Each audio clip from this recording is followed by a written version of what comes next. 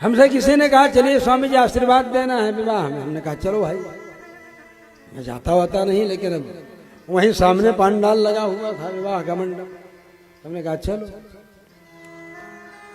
तो मैं गाड़ी में बैठा तो बोले एक दो जगह और जाना है और भी लोगों के यहाँ। हमने कहा चलो ठीक है। विवाह वाले मंडप में ले गए हम।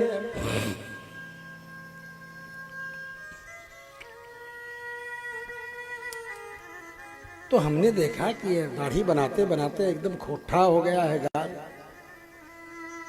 मोछा रखा हुआ है।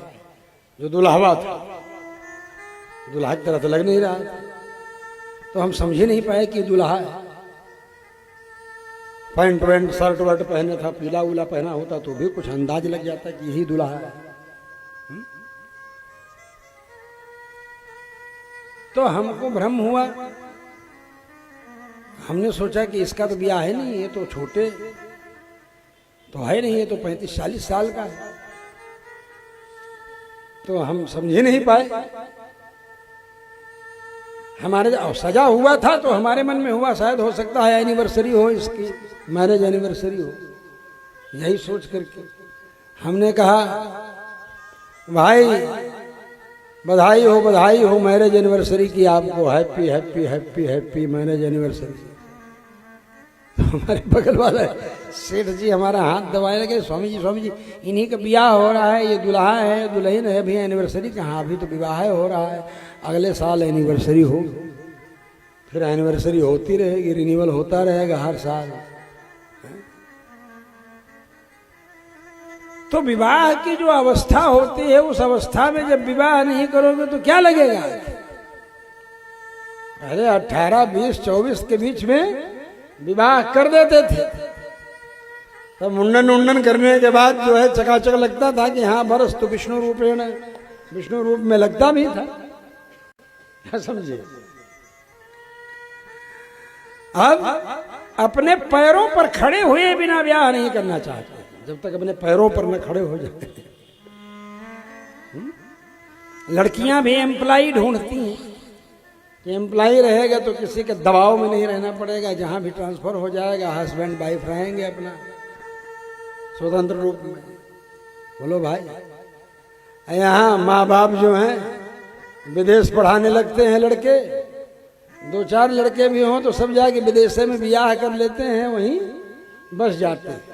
भले यहीं की लड़की हो, वो भी पढ़ रही है, अब वहीं रह गए, वहीं सेटल कर लिए। यहाँ माँ बाप जो है अकेले क्या करें। इतने बच्चे पैदा किए लेकिन विदेशी पढ़ाए तो विदेशी हो गए, तबीयत खराब हो गई, मर भी जाए तो 24 घंटा लग जाता है बच्चों को आने की, दाह संस्कार करने की। ये दशा हमारी परंपराएं नष्ट होने के परिणाम स्वरूप ये दुर्दशा हो रही है ना। संस्कार ही हम नहीं डाल रहे हैं अपनी परंपराओं का, और जब संस्कार डालने के लिए मौके नहीं मिलेगा तो आप क्या डालें। लड़का आजकल जाता है सवेरे 6 बजे ही पढ़ने के, आता है 2 बजे तक, 3 बजे चूर चूर होके आता है। अब खेलने के लिए भी जाता है, दिमाग में रहता है होमवर्क करना। आकर के होमवर्क करते करते थक के चूर चूर रहता है, माँ जबरदस्ती खिलाती है, उसको नींद आने लगती, खा के सो जाता है। दादा दादी के पास जब बच्चे को बैठने का मौका मिले तब न दादा दादी उसके अंदर संस्कार डालें। ऐसा रूटीन बना दिया है बच्चों के ऊपर कि संस्कार परिवार वाले डाल ही न पाए, ये पूरे के पूरे विदेशी बन जाएं, विदेशी मानसिकता इनकी हो जाए, भारतीयता का कोई लक्षण नहीं, चिन्ह नहीं रहे। कितना किताबों का बोझा पीठ पर लाद देते हैं। यहाँ हम लोग 1-2 किताब ज्यादा से ज्यादा रहती थी पढ़ते से, ज्यादा किताबों का बंडल, और उसी में सब रहता था, उसी में हर चीजें मिल जाती थी।